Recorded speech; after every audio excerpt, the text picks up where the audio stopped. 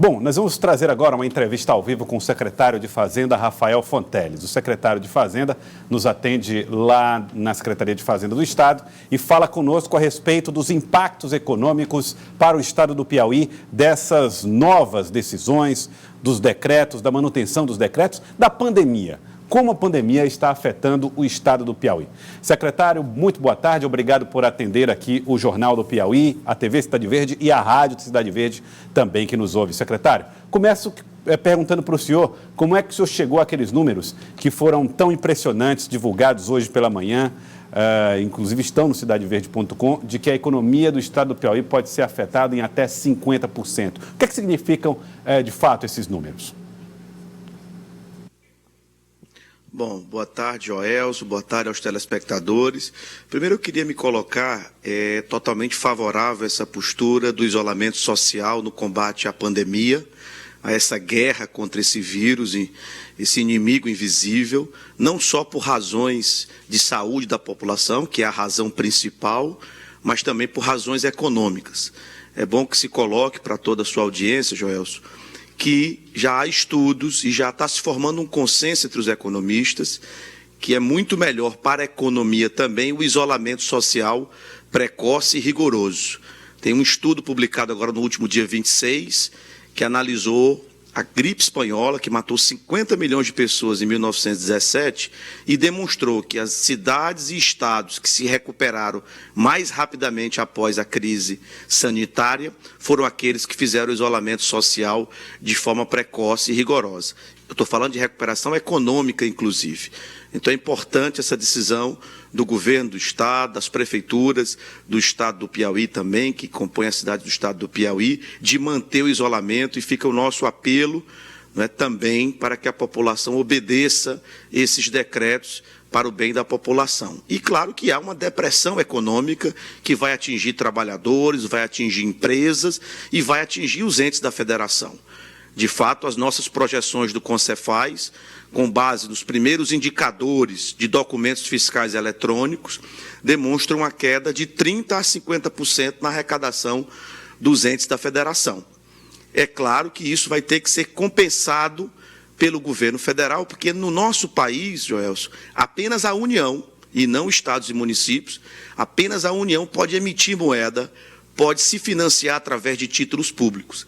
Então, as autoridades econômicas certamente têm consciência disso, como em todos os países têm essa consciência, terão que financiar esse momento de depressão econômica, cuidando dos trabalhadores que vão perder sua renda, os que podem perder seu salário, cuidando das empresas que não estão podendo faturar no momento desse período de isolamento, e também cuidando dos entes da federação, para que eles possam, primeiro, combater a pandemia.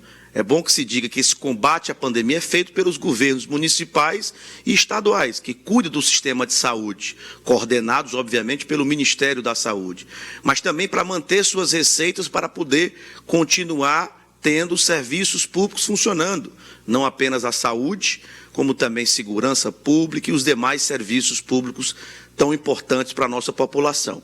E, num terceiro momento, terá que se financiar um grande pacote estruturante de obras, como já foi na Grande Depressão de 29, como já foi no pós-guerra, onde programas de investimento maciço, claro que aumentando o endividamento do poder público, mas extremamente necessário para reavivar a economia. Então, obviamente que nós contamos com esse recurso, achamos que o pacote, nesse primeiro momento, é um pacote tímido e deve ser aumentado para 15% do PIB e começar a ser liberado imediatamente. Secretário, boa tarde.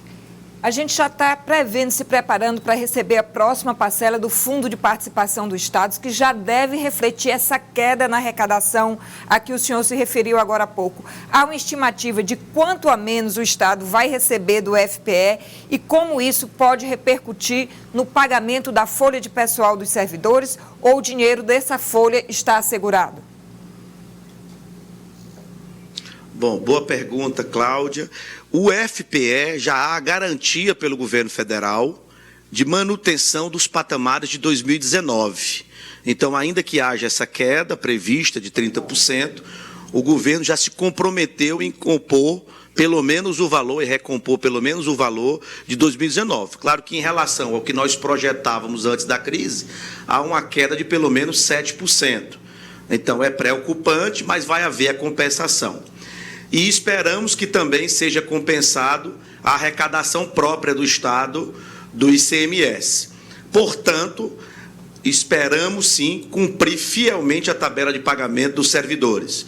Claro que teremos que fazer cortes, onde naquilo que não for essencial, mas a folha de pagamento dos servidores continua sendo prioridade.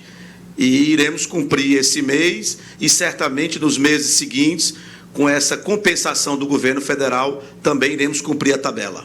Bom, secretário, se falou a respeito da possibilidade de haver uma redução no valor do salário dos servidores por um período estabelecido, 4 meses seria o período a se ter essa redução de salários. Esse plano, ele está descartado ou ele ainda está para ser analisado pelo governo? No governo do Estado está descartado. O que houve foi comentários no Congresso Nacional acerca de uma PEC nesse sentido. Mas o governador Wellington Dias já determinou que não há nenhuma supressão de salários, até porque seria um contrassenso.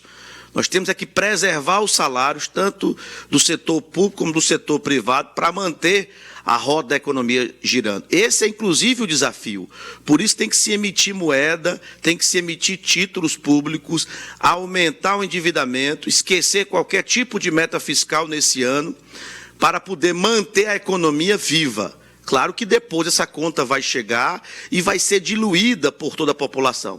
Claro que todo mundo vai pagar um preço quando tem uma depressão, mas a recuperação, ela vai existir. E o modelo a gente já conhece, porque o mundo já viveu a crise de 29, já viveu a crise do pós-guerra, já viveu a crise mais recente de 2008, e pacotes trilionários foram feitos pelos governos para combater aquele momento de recessão econômica. Então, repito, a realidade é muito dura. Essa é uma guerra enorme, vai ter consequências muito ruins, mas nós vamos, se Deus quiser, sobreviver, tanto salvando as vidas, como também sobreviver economicamente, tanto as empresas quanto os entes da federação. Como o senhor falou, há medidas que são exclusivas do governo federal, não é, de endividamento, de aumento do gasto do teto público. No âmbito estadual, secretário, o que pode ser feito em termos de socorro às empresas? Há alguma medida sendo pensada nesse sentido? Bom, na realidade, como eu expliquei, Cláudia, somente o governo federal pode se financiar. Então, o Estado e o município ficam de mãos atadas no momento que você tem queda de arrecadação e você tem despesas obrigatórias que praticamente chegam a 90%, 95% do orçamento público. Então, toda e qualquer medida que o governo estadual e os governos municipais, eu digo medidas vultosas, possam ser tomadas, dependem dessa ajuda do governo federal, que é quem pode emitir moeda. Ou então, o governo federal vai ter que autorizar estados e municípios a poderem se financiar. Essa é uma alternativa em jogo. No momento que houver essa permissão pelo governo federal e pelo Congresso Nacional, aí sim, os próprios estados vão ter suas mãos e pernas para poder agir nesse sentido, de ajudar trabalhadores, ajudar empresas e fazer essa política macroeconômica. No momento atual, somente o governo federal, por lei, tem condição de fazer política macroeconômica. É diferente da Federação Americana, por exemplo, que os estados têm bancos centrais, para você ter uma ideia. Então, lá é muito mais fácil para governadores e até prefeitos poderem fazer programas de financiamento e injetar liquidez na economia. No caso brasileiro, não. Apenas o ministro da Economia, o presidente da República e o Congresso Nacional podem deliberar nesse sentido. Bom, secretário, o senhor disse que está sob análise essa possibilidade dos estados se financiarem. Como é que isso aconteceria na prática? De que maneira isso aconteceria? Na prática, hoje tem um regramento, Joelso, que cada operação de crédito passa por uma longa trajetória até ser aprovado. Então, existem projetos legislativos, no ponto de serem votados no Congresso Nacional, que aumentam limites para os estados sim pegarem financiamentos, que diminui a burocracia É o fast track que a gente está solicitando lá no âmbito do Concefaz, e eu acredito que vai ser aprovado. É uma maneira até mais rápida e mais simples do governo federal e do Congresso Nacional permitir que estados e municípios possam atuar nessa crise. Como eu disse, com 3 perspectivas. A primeira, garantir recursos ilimitados para a saúde pública, para combater a pandemia. Em segundo lugar, para manter os serviços públicos funcionando, a folha do funcionalismo e tudo que for essencial. E em terceiro, depois que a pandemia passar, um grande programa de ações estruturantes para reaquecer a economia. Secretário, uma outra dúvida. Como é que está o recebimento do pleito que os senhores secretários e governadores fizeram ao governo federal no sentido de renegociar dívidas, de deixar de pagar algumas dívidas por enquanto, nesse momento, inclusive precatórios? Bom, há sinalização positiva, Cláudia, para, eu diria, metade dos pleitos não foram implementados. Essa é uma preocupação. Já foram prometidos, mas não foram implementados ainda. Eu digo, os instrumentos normativos e legais para tais promessas. Mas nós precisamos de 100% dos pleitos, porque o nosso pleito inicial, as cartas do Concefaz e do Fórum dos Governadores, eu diria que foram bastante modestas. Na verdade, a crise está se revelando muito maior do que o que a gente previa há 15 dias atrás e, portanto, como eu disse anteriormente, o pacote econômico tem que ser muito maior. 5% do PIB é muito pouco. Tem que ser 15% do PIB no mínimo e de recursos novos. A questão de antecipação de recursos é bem-vinda, mas não deve ser colocada nessa conta. Só para você ter ideia, o programa espanhol é 20% do PIB, o programa do Reino Unido 18% do PIB e até mesmo o americano já está chegando em 10% do PIB também. Então, a gente tem que ampliar e acelerar. Tanto que a decisão do Supremo agora tirou qualquer entrave com relação à lei de responsabilidade fiscal para essa emissão de moedas, para esse gasto em saúde. Enfim, não ter limite de recursos para enfrentar essa crise no curto prazo. Aí o senhor falou da possibilidade, inclusive, da emissão de moedas, mas isso não geraria mais inflação lá na frente, secretário? Não, nesse momento não, Cláudia, porque não há demanda. Então, a crise é tão grande que a emissão de moeda, nesse momento, não geraria inflação. Claro que essa é uma preocupação depois, mas aí sim, você recomeça aquela estratégia, depois da crise, depois do programa de ações estruturantes, você volta a recompor aquela estratégia do governo federal, não é, de perfil da dívida, de controlar o endividamento. Mas, nesse momento, não há liberalismo que resista. Tem que ter o intervencionismo estatal, todos têm que ser keynesianos nesse momento. Secretário Rafael Fonteles, outra questão são as operações de crédito que o governo do Estado fez para investimentos em diversas áreas, sobretudo infraestrutura. Está tudo sendo reorganizado nesse momento, tanto os investimentos como, eventualmente, o pagamento dessas operações de crédito? Olha, Joel, eu creio que vai ser aprovado o Plano Mansueto nessa semana no Congresso Nacional. Tivemos uma conversa com o relator, o deputado Pedro Paulo, nesse último sábado, anteontem, e tudo indica que será aprovado. É esse plano que vai permitir acelerar essas operações de crédito que já estavam previstas. Então, eu creio, tenho confiança que esse projeto de lei vai ser aprovado essa semana e nós teremos aquelas operações de crédito que nós já planejamos desde o ano passado e estavam barradas na burocracia, que, como eu expliquei, é muito longo. A ideia é tirar essas barreiras, ter um fast track, ter uma facilidade para aprovar essas operações ainda no mês de abril, se Deus quiser. Bom, secretário, agora eu queria falar um pouco sobre o cenário da economia. Nós estamos aí o senhor já disse que é favorável a essa manutenção do decreto. Esse posicionamento o senhor já manifestou já na reunião de sábado que o senhor teve no comitê, e isso já foi compreendido como uma ação que vai proteger a economia muito mais do que agravá-la. Agora, o que é que o senhor prevê para o pós-crise? O senhor acredita que a economia brasileira e do Piauí vai levar quanto tempo para se recuperar, caso essa crise dure pelo menos 1 mês e meio?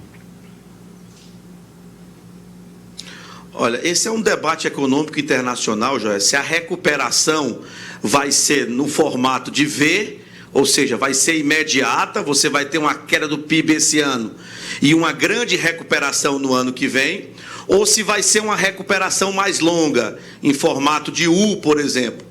Então, esse debate ainda está muito precoce para a gente saber qual vai ser o dano econômico que vai gerar no médio e longo prazo. No curto prazo, é unanimidade. Queda do PIB, na minha visão, acima de 5% de queda, podendo chegar até 10% negativo. Isso não é alarmismo, é a realidade do que está acontecendo em outros países. Então, a gente não sabe ainda como se dará essa recuperação. Mas o remédio todos sabem. É um novo New Deal, um novo Plano Marshall, que os governos de todos os países terão que implementar desse programa para reavivar a economia. Agora, com relação ao prazo de recuperação, ainda há muita incerteza. Secretário, o senhor que é um homem de números, falou agora, fez uma estimativa sobre a queda no PIB.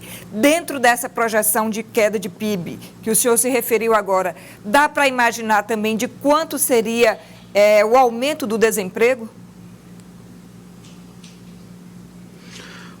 Há também estimativas nesse sentido, que pode dobrar ou até triplicar. Mas ainda é muito precoce, porque depende dos programas que o governo federal vai lançar para manter as empresas empregando e o governo ajudando a pagar essa remuneração durante um período. Então, como nós não conhecemos o pacote por completo, não dá para dizer qual vai ser o crescimento, mas que vai haver um grande aumento do desemprego, isso é inevitável no curto prazo. Pelo contato que o senhor teve com a equipe econômica do governo federal, existe essa disposição em fazer esse novo New Deal, esse novo acordo, essa compreensão de que vai vir de uma estratégia do governo a recuperação? Existe essa disposição e essa atenção com os estados e com o Brasil? Olha, disposição há, o ministro Paulo Guedes já se manifestou, inclusive em entrevistas longas que ele fez recentemente, mas há discordância da nossa parte do Concefaz em relação à velocidade e em relação ao tamanho.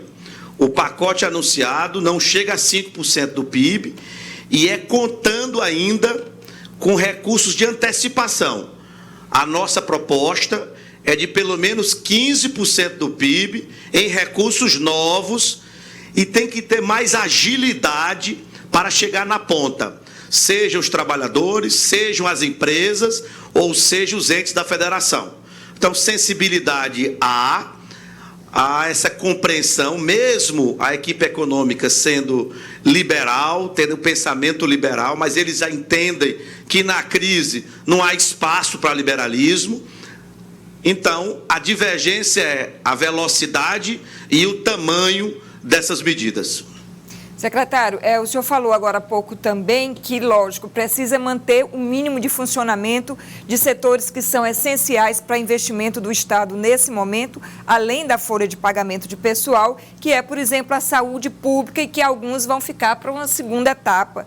Quais seriam esses investimentos ou esses pagamentos que vão ter que esperar um pouco mais do Estado até passar o momento de crise?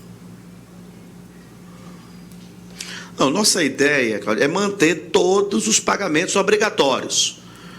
Folha de pagamentos, repasse aos poderes, o pagamento da dívida deve ser suspenso por lei.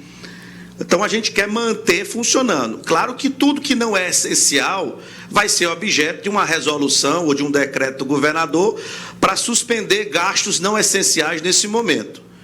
Com relação à saúde, pelo contrário, vai aumentar muito o investimento, mas já há sinalização do governo federal de mandar 8 bilhões para estados e municípios, para o Piauí seria algo em torno de 130 milhões. Esperamos que esse recurso chegue logo para mais leitos de UTI, para mais respiradores, para mais equipamentos de proteção, remédio quando tiver o remédio, vacina quando tiver a vacina. Então, a ideia é manter tudo que é despesa obrigatória funcionando. Agora, cortando tudo que não é essencial. Isso a equipe econômica do governo está estudando para poder decidir o que não é essencial e pode ser suspenso, até porque há o isolamento social, então muita coisa não está sendo, digamos assim, executada. Com relação ao programa de obras para reavivar a economia, é num segundo momento. Foco agora total é o combate à pandemia. Nós temos que planejar para que, quando acabar essa fase, o programa de obras estruturantes possa entrar com todo o vigor para reaquecer a economia. Tá certo. Secretário, nesse momento, tudo que se compra, tudo que o senhor citou aí, equipamentos, máscaras, tudo, ou a maioria disso, é comprado em dólar, o valor é dólar, é tudo importado, é tudo de fora. Nesse momento, o comportamento do câmbio também prejudica as contas do Estado de alguma maneira? Isso preocupa, não? Não só isso, porque nós temos a lei da oferta e da procura. Como há uma procura enorme no mundo inteiro, o preço desses equipamentos subiu absurdamente. Em alguns casos, subiu 50 vezes. Então, tem países, por exemplo, estatizando indústrias para produzir, não é, sem esse sobrepreço. E os governos todos, estaduais, os governos entre os países estão se articulando, né? Outro dia, o presidente Trump fez um tweet exigindo que uma montadora de carros produzisse equipamentos. Então, é uma situação que no mundo em todo virou um problema. Não só por causa do câmbio, mas principalmente por causa da procura absurda que há, que eleva os preços pela lei que nós temos. Então, mais uma vez, tem que ter a intervenção estatal para evitar, tanto para aumentar a produção, quanto para evitar sobrepreço.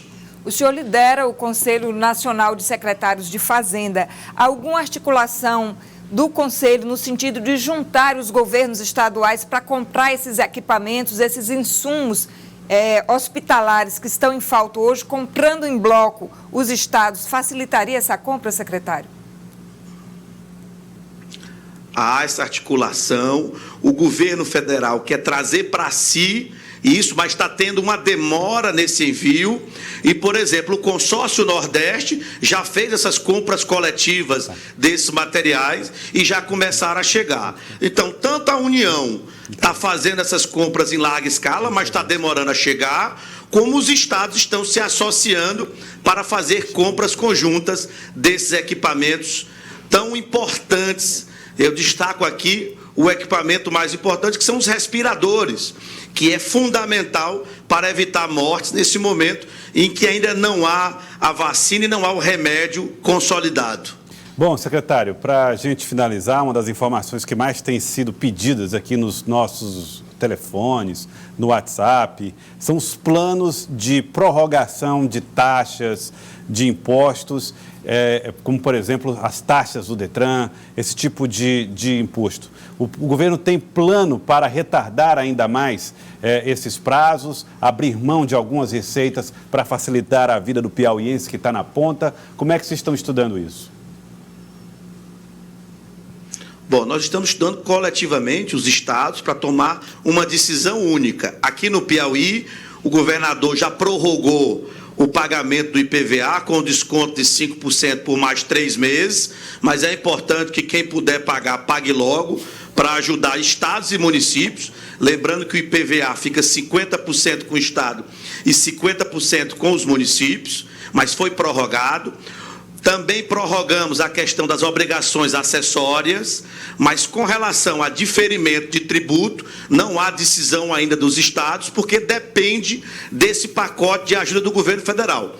Os estados não podem se financiar. Então, se eles se abrirem mão de receita sem ter o financiamento, ele poderia impedir o gasto em saúde, por exemplo, e em segurança pública essencial. Então, o segredo é que o governo federal permita o financiamento dos estados para que os estados aí sim possam eventualmente diferir alguns tributos, adiar, postergar alguns tributos, para ajudar o setor produtivo também, mas nesse momento não há decisão dos estados e nós vamos decidir coletivamente enquanto o pacote federal não foi implementado. Tá certo. Quero agradecer, secretário de Fazenda Rafael Fonteles, muito obrigado pela participação conosco aqui no Jornal do Piauí, na TV Cidade Verde e Rádio Cidade Verde também. Muito obrigado. Sempre às ordens. Boa tarde a todos. Boa tarde, secretário.